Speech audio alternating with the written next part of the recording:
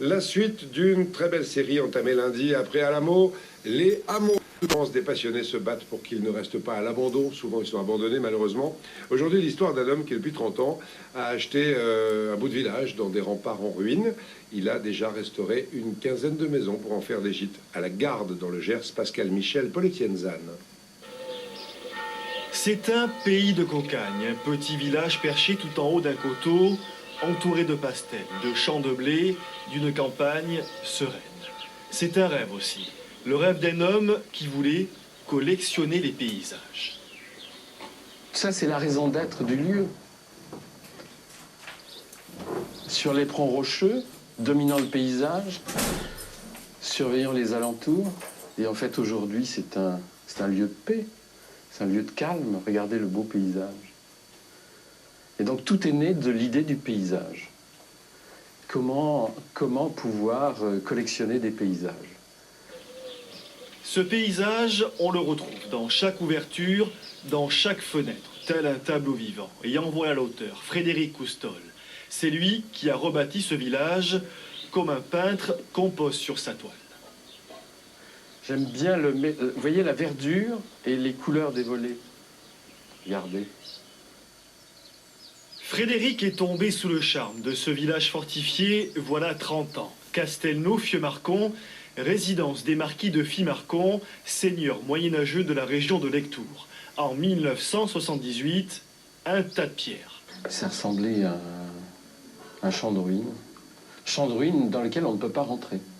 Il y a eu un an d'élagage, un an de nettoyage, puisqu'il y avait 100 camions de 10 tonnes qui ont été utilisés pour nettoyer. Et puis après, on a pu faire ces photos. Voilà. La maison du cercle, voilà. Après élagage. Ça, c'est la maison de Pujol, vous voyez, un pan de mur.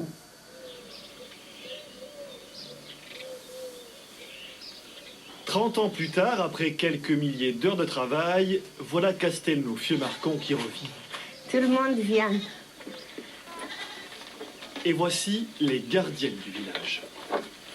Tous les jours, là, avant le coucher de soleil, je les sors un peu dans la nature pour qu'elles mangent un peu d'herbe. Mais elles sont très mignonnes, hein? Vous voyez les 3 petits qui sont nés cette année?